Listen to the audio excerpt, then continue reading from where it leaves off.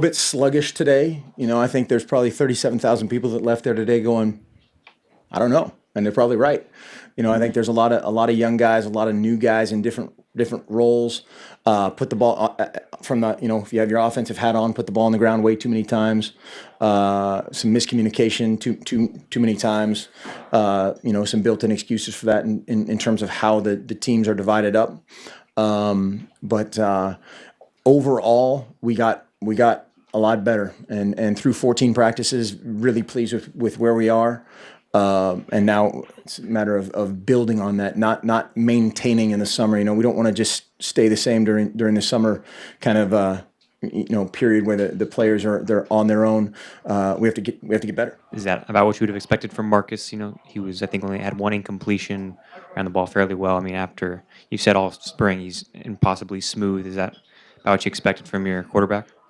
Yeah, I thought he did a pretty nice job. Had a very strategic time out there by the green team on keep. He was going to play one quarter, so they tried to stop the clock there to keep him in the game there a little bit longer and got one more series out of it. But yeah, Marcus has been outstanding. Keenan Lowe, Efo, their demonstrated leadership, their demonstrated commitment to whatever strength, conditioning, character, leadership on and off the field is outstanding.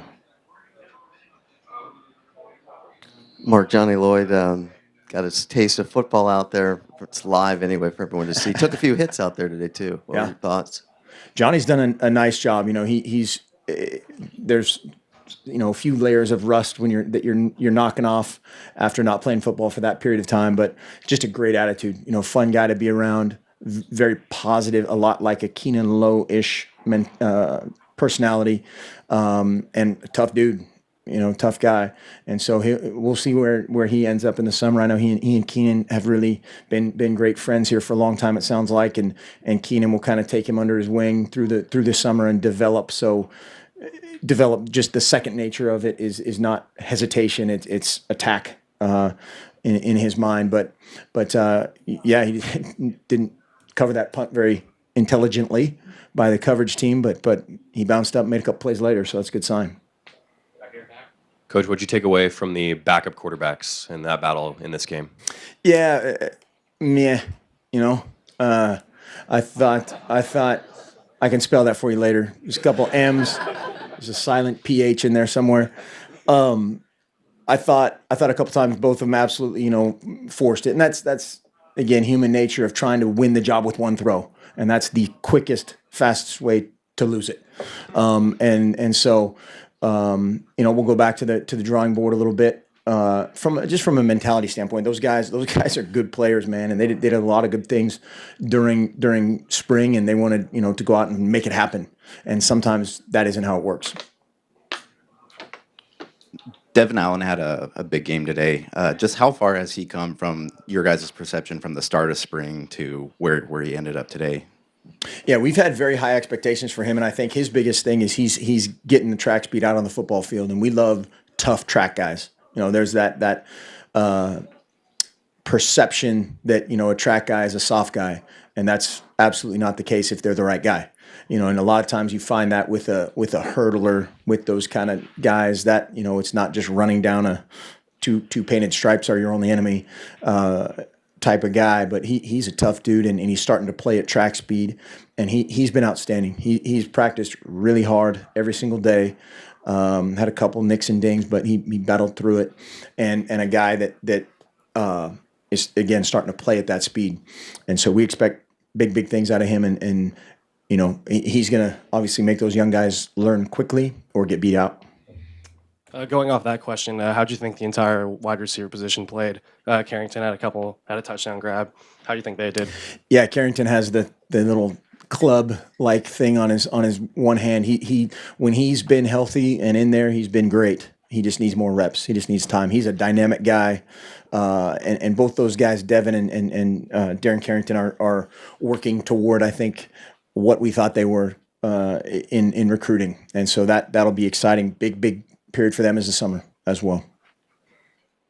More questions?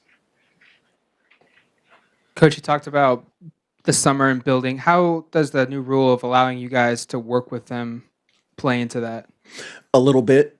a little bit. I think the biggest thing that does is it makes things so you can look people in the eye and hold them accountable for something that's absolutely mandatory.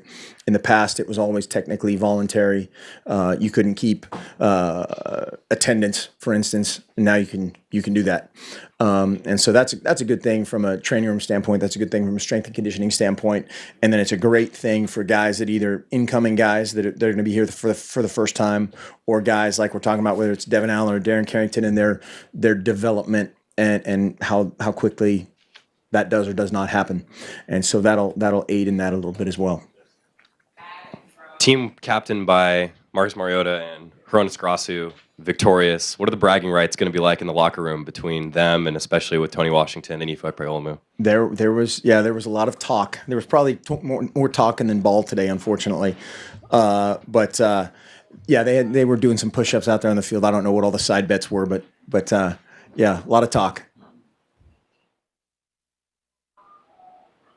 You said that you were going to make a depth chart, post spring game, because everything was still up in the air. And any positions today you felt like maybe became closer to being more firm, more kind of one guy maybe taking hold of that than you thought going in? Not really. I mean, it's the spring game is kind of maybe like a partially weighted final exam. If you have a 1/15th with every practice, maybe you divide it up into 16ths, and that's 1/8 of your total spring grade.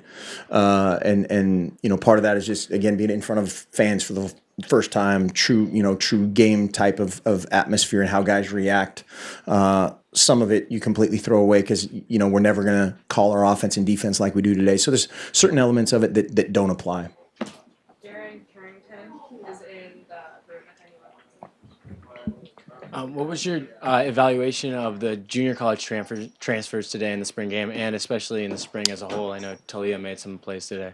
Yeah, I mean, I haven't seen the film yet, so today I'll evaluate that on film. But all three of those guys did some really good things. All three of those guys showed some, necessary development to come. But we're really excited about all three of them. I think Telly needs to get in better shape on the offensive line, and then Tui and Neek just need to play more. They just need more reps. But those guys have all. I mean, they looked the part, especially those guys on defense. They're that are in shape, and when they're not thinking and they're cutting it loose, it's exciting. You talked a little bit about the nature of playing in front of fans for the first time. Do you think that was kind of a shock for guys like Taylor and Johnny kind of getting out there first today? Well, I don't know. Taylor had a really good spring. Excited about his development. I was giving Johnny a hard time in the locker room before the game. I said, hey, today you're going to play in front of more people than you ever have in your entire life in basketball, and see how he reacts. And I thought he did fairly well. But again, those are two very, very young football players, in terms of number of reps, et cetera. And the summer is critical. Coach, what did anything surprise you today, and what's the biggest thing you learned going forward? I thought biggest thing that surprised me was I thought we were just too sloppy on offense on for both teams, and that didn't show up too much at all this spring. I thought we've played a lot more cleanly, and again, there's a lot of excuses you could make for that, and that's where, again, hopefully that's fuel for the fire and work on that over the summer. Any other questions? I do want to say one thing. Lost a member of the greatest generation, a member of my kind of closest family friend, the McCarthy family in Coos Bay. Lost D-Day veteran this week, and a lot of thoughts and condolences out to that family. This last question. Hey, Mark. Speaking of guys who look the part, Thomas Tyner seems to really just stand out physically. What's kind of his ceiling now that he's a year into this? It's unknown. We don't ever want to talk in terms of ceilings. We want to talk about in terms of better. And that kid has learned how to practice. He's one of the first guys out there every day, which was polar opposite last year, or last fall, and he's been outstanding on special teams. He's really starting to get it. Now he needs to get in better shape. He's not in very good shape I thought both he and Byron kind of played a little bit too slowly at times today, and they were working Thomas because Thomas was only playing a half, so they were kind of giving him a ton of carries there in the first half, and I think he was a little bit tired. But both those guys can play a bunch of positions. It's just a matter of how much, and we're going to keep pushing and building and expanding, and we don't ever want to talk about a ceiling.